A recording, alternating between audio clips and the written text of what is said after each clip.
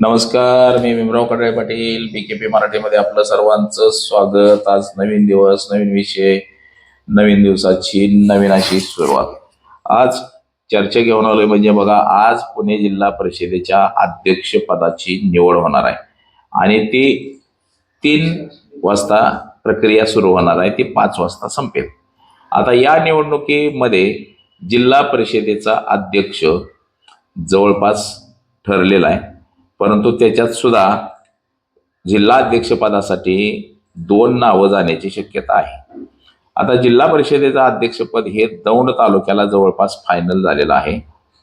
दौंड तालुक्यामध्ये वीरधवल जगदाळे यांचं नाव आहे, तर उपाध्यक्षपदासाठी आंबेगाव तालुक्यातल्या विकी वळसे पाटील म्हणजे जे वळसे पाटील आहेत त्यांच्या चिरंजीवाचं नाव चर्चेत आहे. त्याचबरोबर दौंडमध्ये अशी प्रक्रिया आहे की बाबा तिथं रमेश थोरात गट आहे. दुसरीकडं बारामतीमध्ये जिल्हा परिषदेचं उपाध्यक्षपद द्यायचं का याबाबत सुद्धा चर्चा सुरू आहे की बारामतीचे जे बालाजी कलाटे म्हणून आहेत ते सुद्धा चर्चेत आहेत सध्या. मग ह्याच विषयाची चर्चा आज घेऊन आलेलो आहे की नेमकं बाबा कोणाचं प्राबल्य किती आहे, नेमकं कोणाला अध्यक्षपदाची संधी मिळू शकते.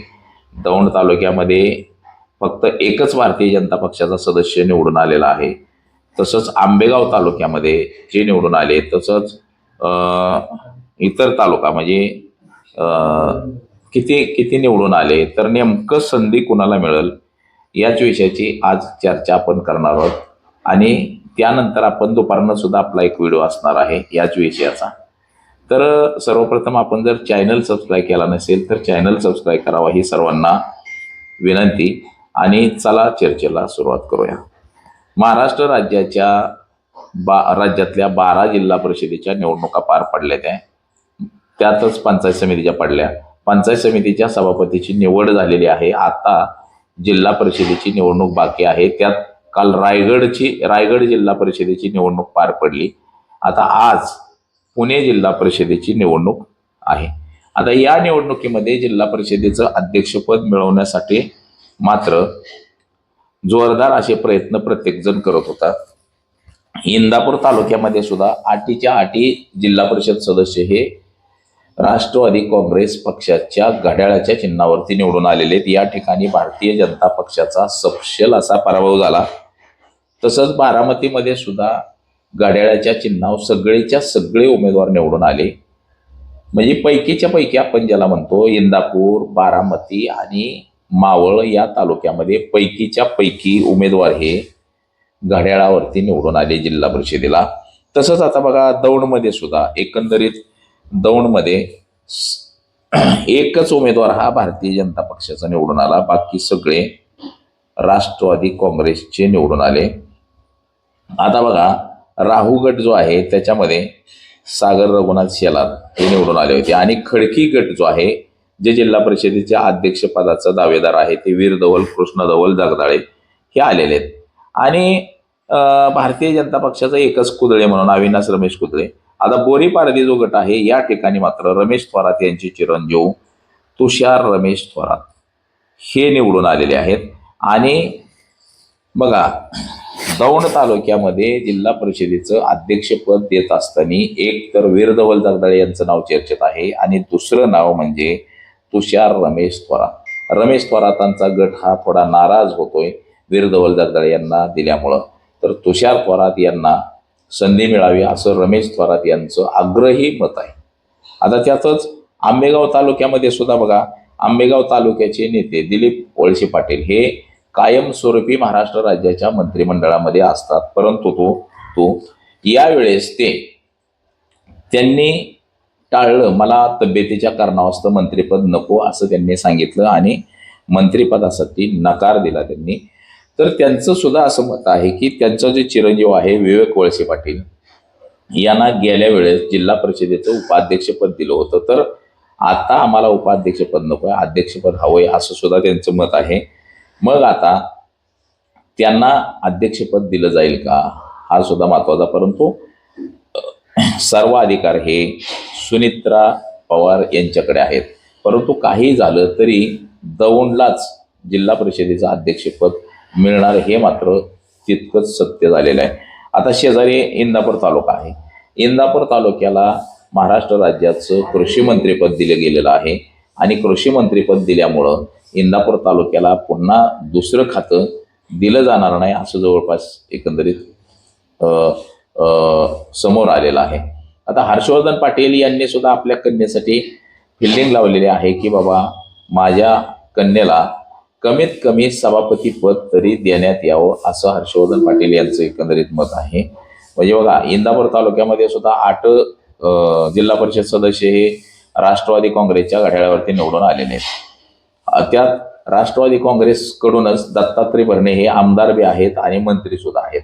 आणि शरद पवार गटाचं मात्र शरद पवार गटाला जर काय पद द्यायचं असेल तर ते सभापती पद दिलं जाऊ शकतं किंवा वाटाघाटीमध्ये जिल्हा परिषदेचं अध्यक्षपद हे घड्याळ म्हणजे अजित पवार गटाकडं आणि जिल्हा परिषदेचं उपाध्यक्षपद हे शरद पवार गटाकडं अशी सुद्धा विभागणी होऊ शकते. आणि त्यामध्ये जिल्हा परिषदेचं उपाध्यक्षपद हे शरद पवार गटाला द्यायचं म्हटलं तर शरद पवार गटाचे कुठं कुठं आमदार आहेत किंवा सदस्य आहेत हे पाहता इंदापूर तालुक्याला ते अंकिता पाटील हिला सुद्धा दिलं जाऊ शकतं. त्याचबरोबर आता असं एकंदरीत चर्चा अशी आहे सुरू आहे की दौंड तालुक्याला जिल्हा परिषदेचं अध्यक्षपद दिलं जाईल, वीरधवल जगदाळे यांना दिलं जाईल आणि उपाध्यक्षपद हे बारामतीचे किरण कलाटे यांना जाण्याची शक्यता आहे. परंतु आता नेमकं ह्याच्यामध्ये घडामोडी आजच्या दिवसामध्ये काय घडतात म्हणजे नावं जी चर्चेत असलेली मी तुम्हाला ते सांगतो.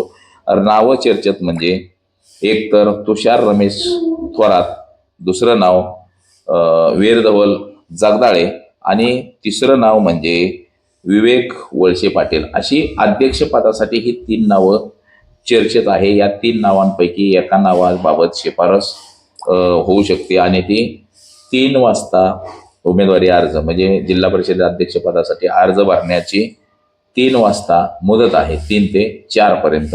4च्या नंतर ते डिक्लेअर केलं जाणार आहे. तर याच्यामध्ये जर वीरधवल जगदाळेंना राष्ट्रवादीनं जर उमेदवारी दिली तर राष्ट्रवादी काँग्रेसमध्ये बंडखोरी करून रमेश थोरात भारतीय जनता पक्षाच्या पाठिंब्यावरती आपला उमेदवारी अर्ज दाखल करणार आहेत. त्यांच्या मुलाचा म्हणजे तुषार रमेश खरात यांचा उमेदवारी अर्ज दाखल करणार आहेत.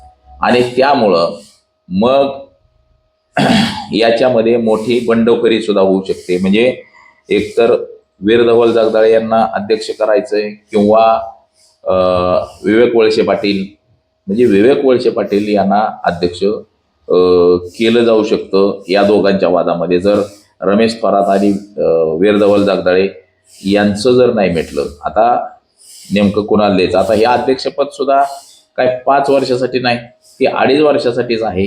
परंतु 2.5 वर्ष सुद्धा म्हणजे 5 वर्षाचं अध्यक्षपद आहे ते 2.5 वर्ष सुद्धा वाटून घेतले जातील. 2.5 वर्षामध्ये 6.25 वर्ष केलं जाईल आणि पुढच्या 2.5 वर्षामध्ये सुद्धा 6.25 वर्ष केलं जाईल. म्हणजे जिल्हा परिषदेचं अध्यक्षपद सुद्धा आता असं झालंय जसं की बाबा रायगडमध्ये बघा, रायगडमध्ये 1.5 वर्ष आणि 2 वर्ष अशा पद्धतीनं 3 पक्षांनी वाटून घेतलेलं आहे. तसंच इथं सुद्धा पुणे जिल्ह्याला सुद्धा जिल्हा परिषदेला बंडखोरी टाळण्यासाठी असाच काहीतरी पर्याय काढला जाईल. आता 3 जिल्हा परिषद सदस्यांसाठी अडून बसलेली लोक, एक तर अजित पवारांच्या अतिशय जवळचं वीरधवल जगदाळे समजले जातात, त्यांना अध्यक्षपद दिलं जाईल. तर रमेश थोरात हे रुसून बसतील आणि ते विरोधात फॉर्म भरतील. तर त्याच्यासाठी हा पर्याय काढला जाईल की बाबा 6.25 वर्ष तुम्ही वाटून घ्या. म्हणजे 6.25 वर्ष तुम्ही 6 वर्ष राहत, त्यांना 6 वर्ष राहू द्या. पुढच्या 2.5 वर्षात सुद्धा 6.25 वर्ष ठेवलं जाईल. असंच काहीसं केलं जाईल असं एकंदरीत आपल्याला सूत्राकडून माहिती कळते. परंतु आता यामध्ये जिल्हा परिषद सदस्य हे एकूण 73 आहेत. आता 73 जिल्हा परिषदेमध्ये बघा, जिल्हा परिषद सदस्यांमध्ये बघा, जर आपण जिल्हा परिषद सदस्यांची संख्या जर बघितली तर जुन्नरमध्ये 8 आहेत, आंबेगावमध्ये 5 आहेत, खेड जिल्हा परिषद 8 सदस्य आहेत, मावळमध्ये 5 आहेत, मुळशीमध्ये 3 आहेत, हवेलीमध्ये 6 आहेत, दौंडला 7 जिल्हा परिषद सदस्य आहेत, पुरंदरला 4 आहेत, वेल्ह्याला 2 आहेत, बोरला 4 आहेत, बारामतीला 6 आणि इंदापूरला 8 असे एकूण 73 जिल्हा परिषद सदस्य आज पुणे जिल्हा परिषदेला आहेत. आणि याच जिल्हा परिषद सदस्यांच्या जोरावरती बघा जिल्हा परिषद अध्यक्ष नेमणूक केली जाते. ह्याच्यामध्ये आता भारतीय जनता पक्षाचा बी आहे जिल्हा परिषद सदस्य, राष्ट्रवादीचे आहेत, एकनाथ शिंदेच्या शिवसेनेचे आहेत. आणि जर राष्ट्रवादीमध्ये जर बंडखोरी केली रमेश थोरातांनी तर त्यांच्या सोबत सुद्धा बरेच जिल्हा परिषद सदस्य जातील असं सुद्धा एकंदरीत आपल्याला दिसतं. तर यामध्ये भारतीय जनता पक्षाला सुद्धा पुणे जिल्ह्यामध्ये 19 जिल्हा परिषद सदस्य जिंकता आलेत आणि उद्धव ठाकरे गट आहे, त्याचबरोबर एकनाथ शिंदेच्या शिवसेनेला सुद्धा या ठिकाणी काही सदस्य निवडून आणता आलेले आहेत. आता मॅजिक फिगर गाठायचा म्हणजे 35चा मॅजिक फिगर आहे, 35-34चा. ते एकूण सदस्य संख्या आहे 73, त्यामुळं 34 सदस्य ज्याच्या बाजूने असतील 35, 36, 37, तर त्याचा विजय जिल्हा परिषद अध्यक्षपदासाठी नक्की आहे. तर रमेश थोरात यांनी जर बंडखोरी केली तर भारतीय जनता पक्ष, एकनाथ शिंदे, उद्धव ठाकरे गट हे सगळे त्यांना पाठिंबा देतील की काय ही सुद्धा शक्यता सध्याची आहे. आणि रमेश थोरात हे किती सदस्य घेऊन जात आहेत हे सुद्धा बघणं महत्वाचं आहे सध्याचं. तर बघा ह्या प्रकारे ही निवडणूक अशी पुणे जिल्हा परिषदेची झालेली आहे. आणि याच्यामध्ये जिल्हा परिषदेचं अध्यक्षपद हे एक तर दौंड तालुका फायनल आहे किंवा आंबेगाव तालुका, या 2च तालुक्यामध्ये जिल्हा परिषदेचं अध्यक्षपद मिळेल. आणि उपाध्यक्ष म्हटलं तरी सुद्धा बारामतीचे कलाटे किंवा आंबेगावला पुन्हा दिलीप वळसे पाटील यांचे चिरंजीव विवेक वळसे पाटील यांना सुद्धा मिळू शकतं. तर सभापती पद सुद्धा अशाच पद्धतीनं वाटली जाऊ शकतात की बाबा ज्या ज्या तालुक्यामध्ये प्राबल्य कोणाचं आहे. म्हणजे आता जसं जुन्नर तालुक्याला 8 जिल्हा परिषद सदस्य आहेत, तर जुन्नर तालुक्याला सुद्धा सभापती पद दिलं जाऊ शकतं. त्याचबरोबर खेड तालुका जो आहे, खेड तालुक्याला सुद्धा 8 जिल्हा परिषद सदस्य आहेत आणि इंदापूर तालुक्याला सुद्धा 8 जिल्हा परिषद सदस्य आहेत. या ठिकाणचा सुद्धा विचार केला जाऊ शकतो आणि इथं सुद्धा सभापती पद दिलं जाऊ शकतं. तर बघा अशा पद्धतीनं जिल्हा परिषदेची अध्यक्षपदाची निवड होईल असं एकंदरीत आता तरी दिसतं. तर आज एवढंच. माझा सहकारी कॅमेरामन अनिकेत समे, भीमराव कडाळे पाटील, BKB मराठी, इंदापूर, पुणे.